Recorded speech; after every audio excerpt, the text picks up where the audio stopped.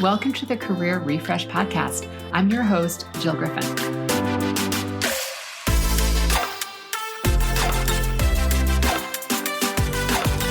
I'm a former media and marketing executive turned career strategist and executive coach. I spent my career working my way up and through the ranks of global organizations and startups, and today I show others how to do the same. Join me each week as we discuss the strategies and actionable steps to leverage your strengths, increase your confidence, and develop your career well-being. Ready? Let's do it.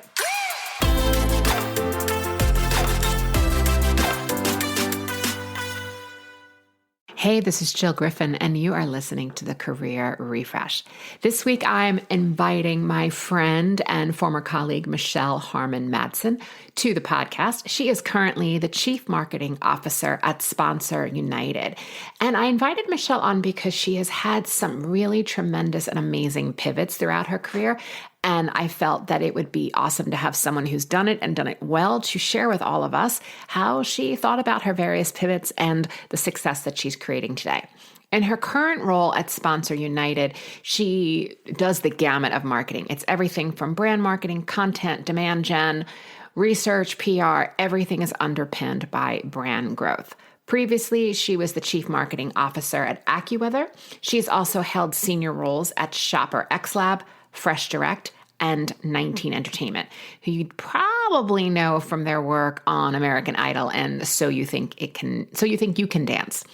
Michelle has excelled in fostering customer-centric businesses and creating new revenue streams.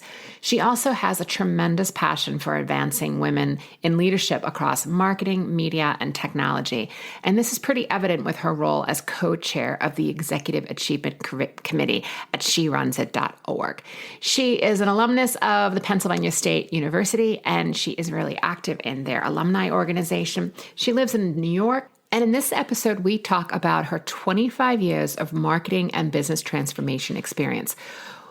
Michelle talks about storytelling for effective communication. Again, it's that narrative, folks, that we keep talking about. How to create momentum and stay relevant, how to build resilience, networking and informational interviews and why they are so powerful. We also talk about what she calls the margarita test, and you're going to have to listen in to hear more about that one. Friends, definitely grab your notes app, grab a pen. There are some beautiful gems that Michelle is dropping on us, and I know you'll want to take note of those.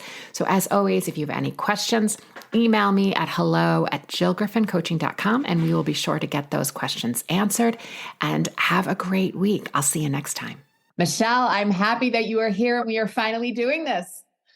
Well, Jill, it is so good to talk to you. I feel like, between the pandemic and the rest of life, we have got to catch up. And so this is a wonderful opportunity. It's awesome. It's awesome to have. So I want to start with you the way I start with almost all of my guests. And I want you to tell us, what did you think you wanted to be when you grew up? Oh, gosh. Well, if you were Michelle in second grade, I wrote a whole poster about why I wanted to be a professional football player. I didn't realize it was just a bunch of guys. But anyway, it was just something kind of fun. But in reality, when I went to college, I went for three things. And I was really serious when I looked at schools. I looked at schools that had aeronautical engineering in case I wanted to be an astronaut. They had to have art programs because I really loved art. And then I actually applied for pre-med. I went as, a med going into medicine. And of course, after being there about I don't even know if it was a full semester, I'm like, I don't know if this is for me. And I fortunately switched to the business school and majored in marketing. Okay. All right. Yeah, I was going to say, but I think when our audience starts to learn more about you over the next time, the next 30 or so minutes we're going to spend together, they're going to see how that level of curiosity, both from med school and engineering, how it kind of feeds into the work that you're doing today.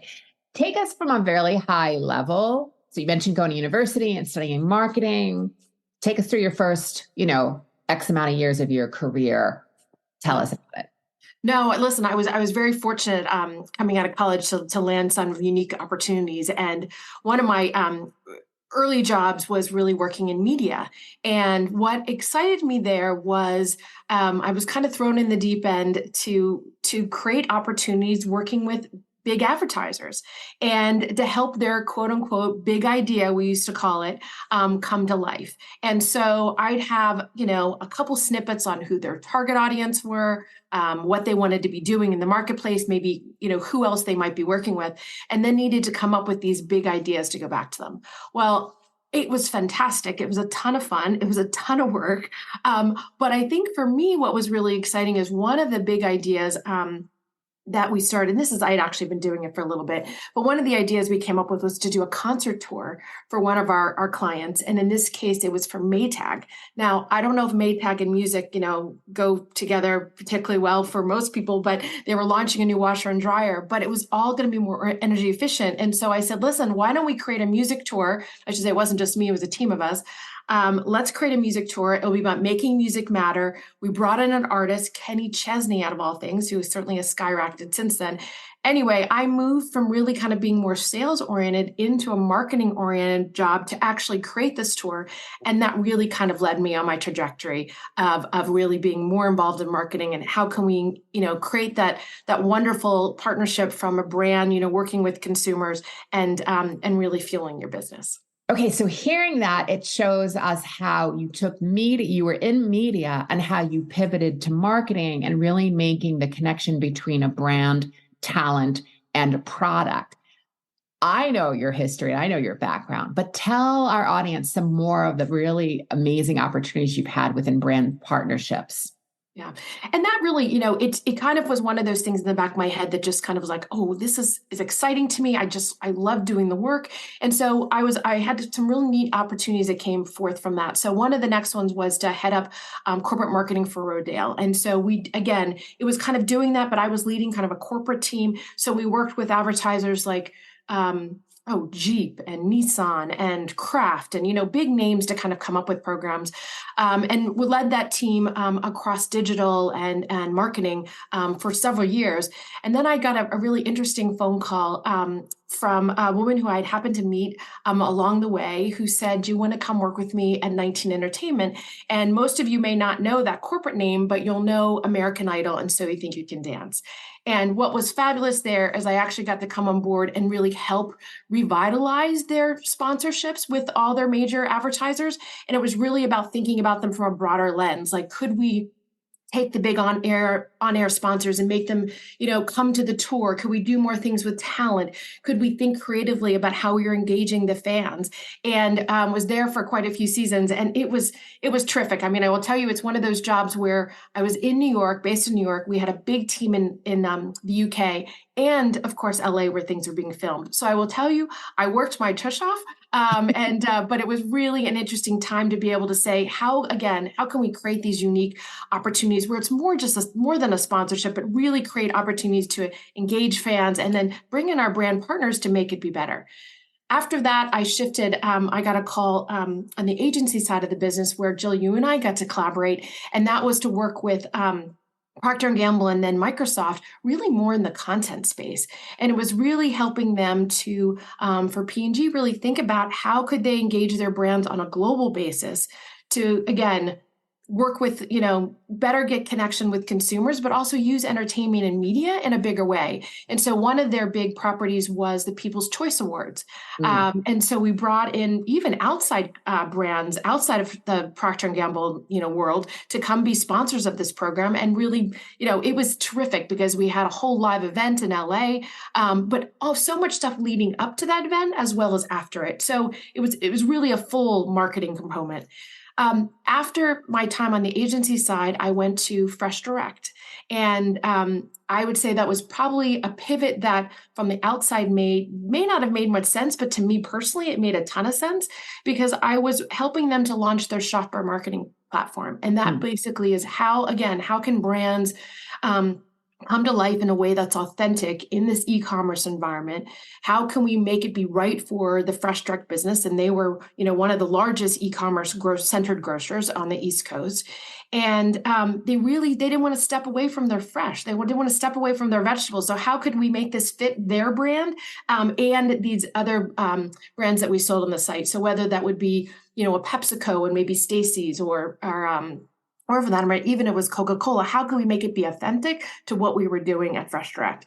So led that for quite a few years before I shifted over to actually launching my own company for a while, which was really about how could we accelerate tech within the retail space, because I knew there was a ton of opportunity. I will also admit to you that I realized after doing that, everyone said, yes, this is a great idea, but no one was in a hurry. And so I thought to myself, maybe this is not the time to start my own company. And that's when I was fortunate to get the opportunity to be Chief Marketing Officer of AccuWeather. And so for me, was a wonderful mix between doing consumer B2B marketing and having teams across that organization. And really thinking of ways to kind of bring weather to life for people, not only when you need it, when there's bad weather, but also on days when it's sunny.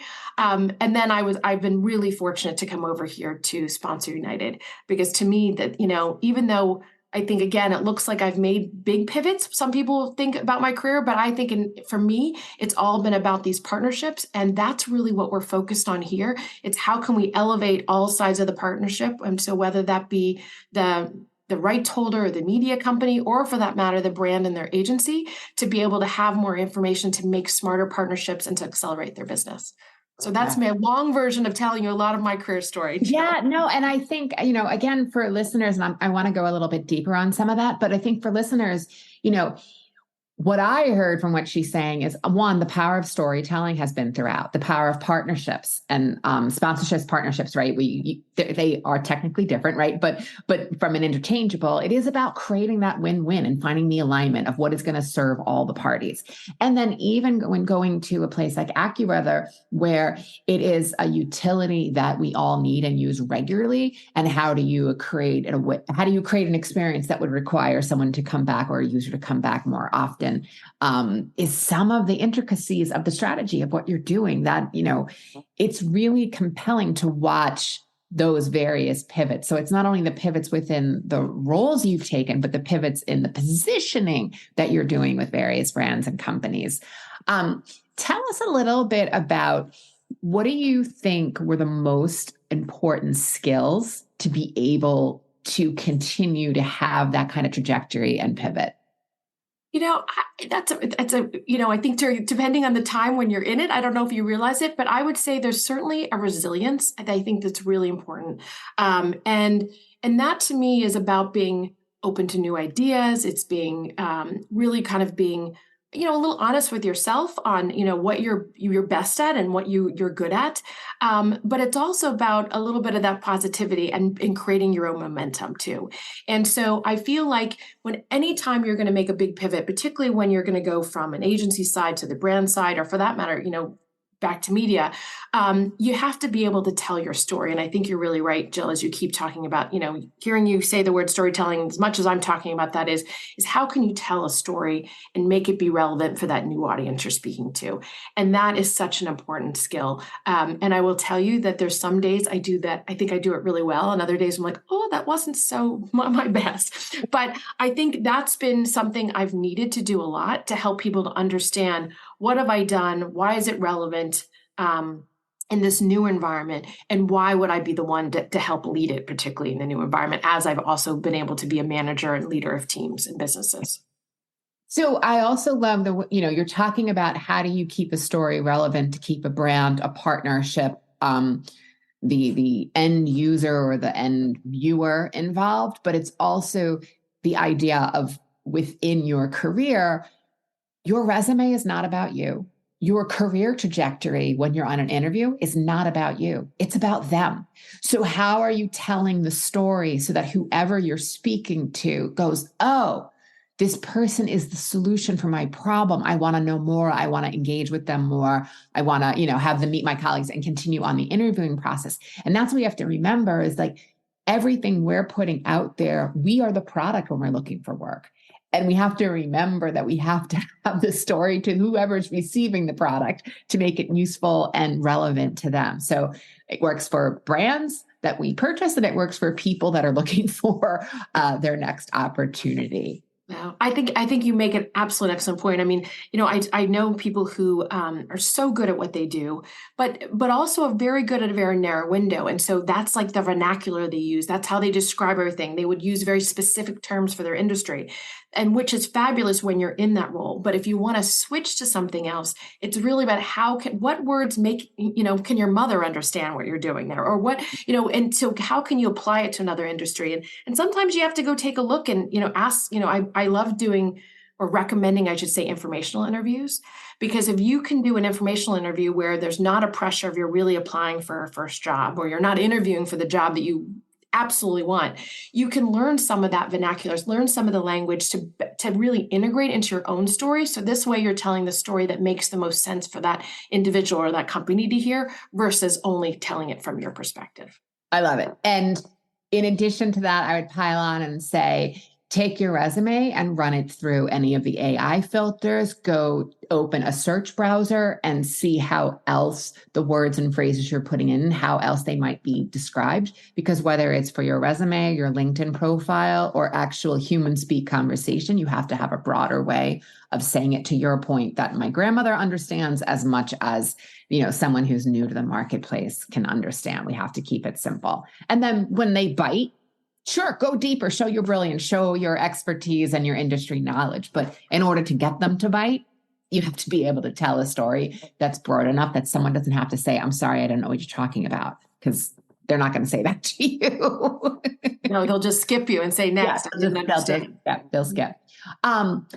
What obstacles or challenges did you find along the way, right? So while your various roles were similar and there's clearly a thread, there's also a pivot from going from the media company side to a brand side to a tech side, like when you were starting your own business, or even while you worked at Fresh Direct, you're still starting up a whole new tech stack for them, right? Making sure that they have partnerships within their e-commerce.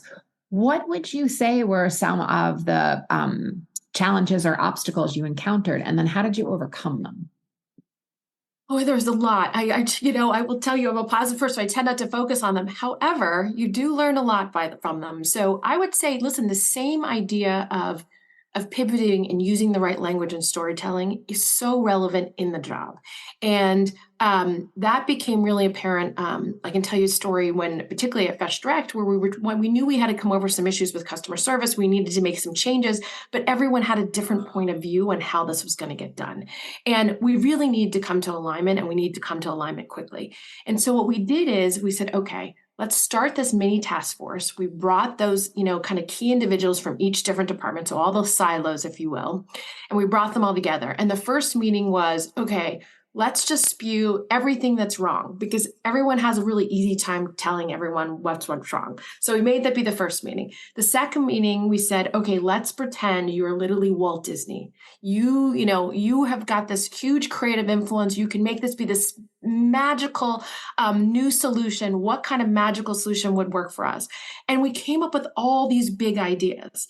And then the third meeting was, okay, how can we take the magical big idea and how can we root it a little bit more in where we are today? And so this way we kind of said, here's kind of step one, here's our idea for step two. And we actually came up with something in future.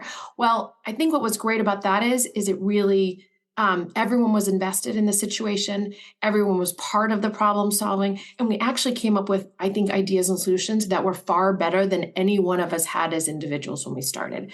So those kind of techniques I have found to be really helpful. And that really moved us forward quickly. It was a great way to overcome a big obstacle for the business and produce results in a really quick amount of time.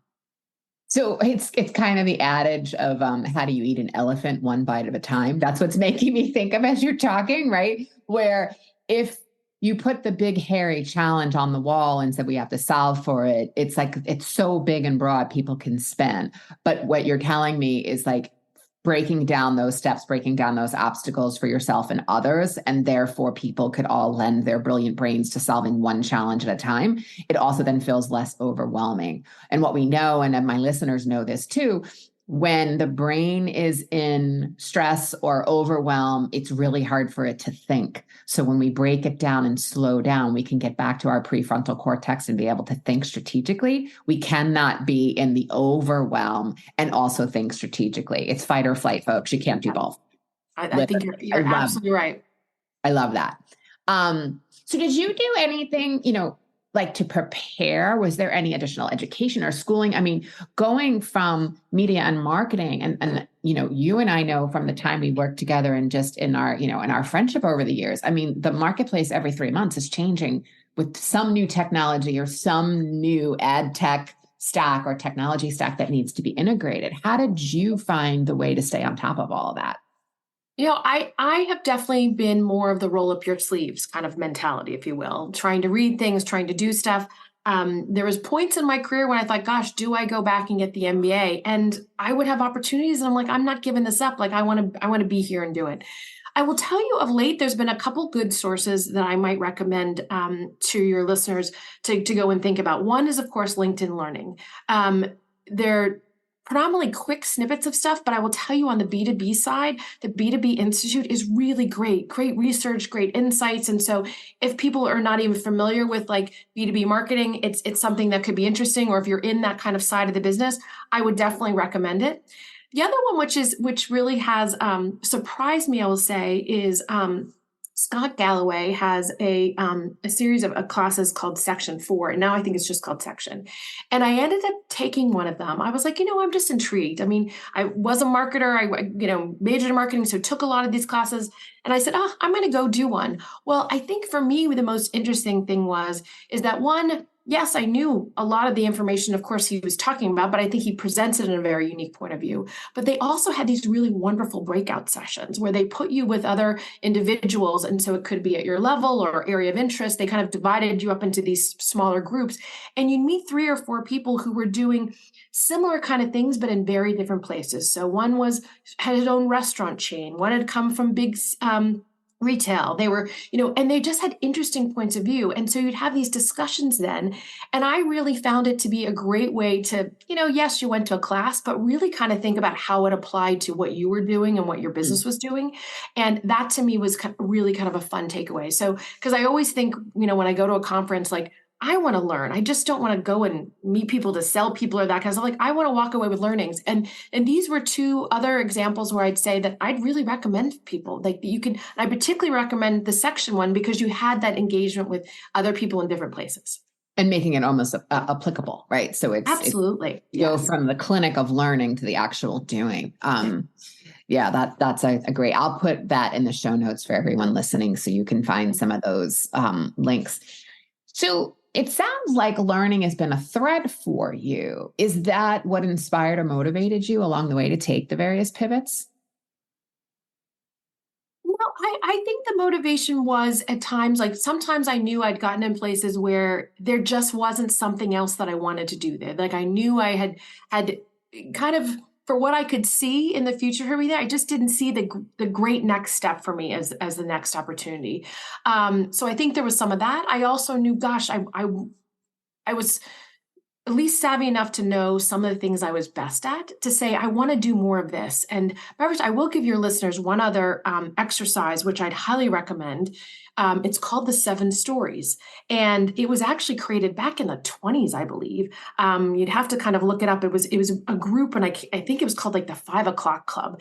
But go look for it. But what it basically you do is you list down the 25 stories, if you will, that you're most proud of, like things that you've done in your career, your college, high school, pick elementary school if you'd like, 25 things you're proud of. And what you'll find very quickly is the first 10 or so, you're going to write down right away. And then you're going to be like, I haven't done anything else. And we're going to say, and that's the point where you have to push yourself, really think, what have I done that I've enjoyed? What have I done that just makes you smile? And literally, I will tell you, like one of those things for me was a bulletin board I created in the 6th grade. I can still visualize this silly bulletin board that I created, but I was so proud of the work and the creativity that went into it. And so you have to write down the why, like, why does this make you excited? So when you go back and look at all these 25 stories, as a matter of fact, even do more than that if you can, pick the 7 that really resonate the most with you, because that really helps to remind you of not only what you're good at, but what makes you happy. Ah, And so, because if you can find that touch points of when they come together, like those are the jobs you want to have. Those are the ones you're excited to wake up in the morning. And when I've taken the jobs that were the shiny disco balls that looked sexy on paper, and I got there and I was like, oh my gosh, this isn't anything that I enjoy doing. Those are the ones where I knew I needed to make a pivot. that is like wisdom that is so important. Um, Knowing career stories and career narrative, and in your case, the 7 stories, it was more than that. We'll dig up that link and put it in the show notes. But just the idea that there was something around the action of that bulletin board, probably around creativity and inspiration as you were in the 6th grade, that was a thread of knowing that that was a why for you. And yeah, I love that as a way for an internal navigation, like your own internal GPS of knowing those stories and then being able to tell them well to others. Brilliant, brilliant. I love it. And one thing I'll add Oh there yeah, too, go ahead. Jill, what I realized is why it was important. Because, like, listen, I've had some jobs that are sexier than others, right? And I've worked in media and entertainment. I've worked with big name, shows, and now in sports and media and entertainment too. But a lot of people say, "Oh, I want to work in sports. I want to work in entertainment or music." And I'm always like, "Well, what do you want to do?" Because that's the difference. Because sometimes you can work for a wire hanger company, but if you're doing the right kind of stuff, like that's super cool, and you can drive a lot of business. And so I want people to think bigger about it versus just, oh, sports are something I love. And I love sports. I love watching sports, but doesn't mean I need to be there, right? So it just opens up your mind to so many different opportunities if it isn't just about the one, just music or just sports, or, it just really kind of opens up your purview. Mm. So I know that you are very involved in She Runs It, which is an organization dedicated to paving the way for more women in leadership positions across, marketing, media, and tech. What advice would you give to people who are trying to make connections and networking? I am a huge believer of networking. I'm a huge believer in getting out there and participating. And so I will typically, if you're happen to be in college, I would say, what are you involved in active on campus? If you are starting your career, I would say, what other organization or industry trade groups have you joined? Or they do not need to be fancy big organizations. It's about meeting people who do something similar to you, or for that matter, other sides. And I think the reason why I have particularly loved being involved with She Runs It is it's women across the whole. So they're in media and marketing and ad tech, and there's people in HR and legal, and not what I do. And what I found is that every time I go to an event, whether it's virtual or in person, I meet someone else who does something different that I haven't had a chance to engage with. I oftentimes have been able to call them up when I've run into situations like, gosh, have you run into this? And what did you do? And they're like, oh, I'm happy to share with you. Here's what I did. And here's who I called. And it saves you hours of work and resources. But I think it's just such important because it opens up your mind about the whole industry that you're in. And I will tell you, that's absolutely how I found some of my job opportunities. It's all been from networking like that. And it's not been forced. It hasn't been like, oh, I'm looking for a job. It's just been like, when I've said to them, oh, gosh, I think it's time for me to make a change, they said, oh, I want you to meet such and such because they're doing interesting work. And it's opened up doors when I really have needed it, but also when I've least expected it. Yeah, perfect way to be networking. What advice specifically would you tell people? Because a lot of people are like, well, I feel weird. I met them at the event. Yeah, they gave me their card, but like, I don't know how to follow up. What would you tell people to kind of break that ice? Well, that I might go back to the idea of informational interviews. And the reason being is the whole idea of why you want to reconnect with someone is, hey, can you help me understand how did you get started in your role? What are you doing on a day-to-day basis? What does your team focus on? You're basically learning about them, learning about their career path, learning about their company. And it's not about just saying, gosh, I want to meet with you to focus on a job. And so you're almost giving the meeting another purpose or a broader purpose that makes it much easier to reach out, because most people are happy to share how they've gotten here. What do they look for in new hires? What's of interest? And so I think that's a great way. The other idea I would say is, if you do set up a meeting to go talk to someone, tell them you're interested in 1, 2, no more than 3 things. Reason being is, if the world's your oyster and you say, the world's my oyster, I can do anything, I can't help give you any direction. But if you say, Gosh, I'm interested in working in sports for a team, or I'm interested in working on the marketing side for sports, making this up, of course. Like, I'm like, oh, then boy, you might want to think about X and Y because they're doing some unique things. And I think they're expanding their team, right? Hmm. But if even if you have to make it up, even if you're not sure that's what you want to do, and I will give that advice to myself at points, or sometimes I wasn't quite sure, pick a point, just pick one and say, this is what I'm thinking about. And you can even say to them, what do you think about that? Do you think that's an area that's growing or an area that's, shifting? And they may say, gosh, they are looking for people to hire. Have you thought about this company? I mean, that's when the doors open. So I'd say if you're unsure, pick one, two, no more than three ideas that you've been open to share with someone. I love it. She is dropping. Like, I hope you have your notes app open, pen out, paper, and be writing because she is giving really, really great tips today. I want to switch a little bit into you are a chief marketing officer of a major company. What do you look for in candidates these days? And I know you're not speaking about hiring specifically. We're talking in general.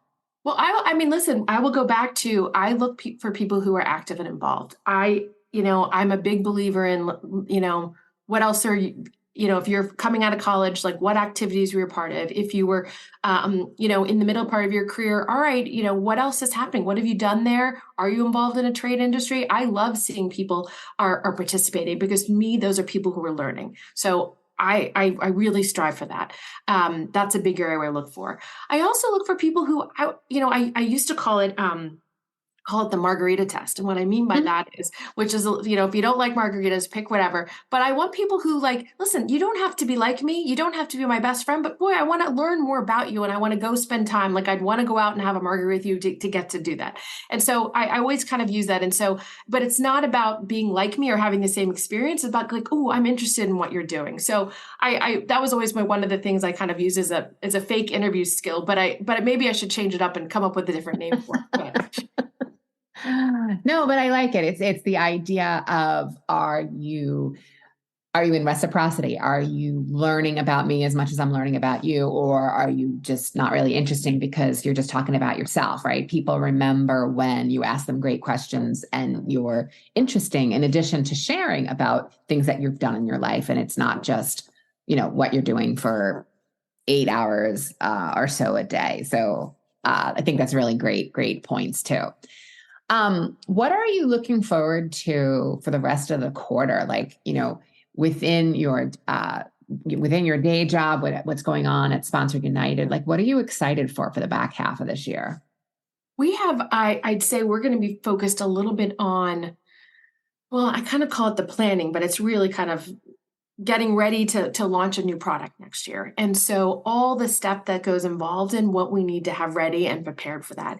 And there's some days where I'm like, oh gosh, we've pulled together this great list. We've got the, good handle on strategy. And then the next day I'm like, oh gosh, we've got a lot more work to go. But I think that's the exciting time. It's about, okay, we've got to do a little bit of and transition from just spending time on kind of some of the day-to-day stuff that is enough work for the entire team to manage in our 40-hour work week to now, okay, how can we carve away some of that to really spend some time to focus smartly on the new product launch? And that's everything from messaging and content to building out media plans to, just good old creativity to how can we use not a lot of resources to make something sexy happen. So it's the exciting part, but it's also the tough part where, we're really having to kind of push ourselves to come up with new ideas and new ways to do things so we can be smarter about it. Yeah. Yeah. Any books or podcasts you're listening to that would be helpful for our listeners? Yeah, well, I must admit, I am a big fan of the CMO podcast by Jim Stengel. So that is one I listen to. And then I will have team members just send me things that, whether it be, oh, did you listen to how I built this? Or, or our CEO will come give me one. And there's a couple of the, oh goodness, I'm going to forget his name, Adam, who's at University of Pennsylvania. Adam Grant. Adam Grant. Thank you very much. His name escaped me. I do really like listening to some of his things because you could say they're not about specifically marketing, but yet they're specifically about everything and people. And so I think his stuff is really great. I'm constantly looking for new ones. It's funny. I just went to a conference and I wrote down some new books and I was trying to remember what the name of them was. And so I will try to send them over to you if I can find it. Okay, and we'll drop them into the show notes. That's great. Michelle, this was really great. I love the speed round of just dropping wisdom on everyone and letting people see that career pivots are exciting and challenging, and yet at the same time, really touching in with yourself and like, what is that internal story or that internal why to know what you're choosing next. So I think all of that is really helpful for people who are looking at, what's next for them in their career. So thank you for that. You're very welcome. Well, I'll give you one more tiny piece, Jill, that I just thought of, is when you go and have a meeting with someone and you realize that your story and how you pivoted didn't come across as well as you might have. Instead of being very negative on yourself, like, oh, I didn't do it well, use it as a learning. You know what I mean? We can't all do it great the first time. So I would say practice as much as you can before you go. But if it didn't go so well, find someone to maybe bounce it off with, or even tape yourself on Zoom to try some things in the future to keep learning, because it's most likely your first time you try it out, it's not going to go 100% the way you'd expect it. So good. So good. Thank you so much, Michelle. Thanks, Jill. Great to see you.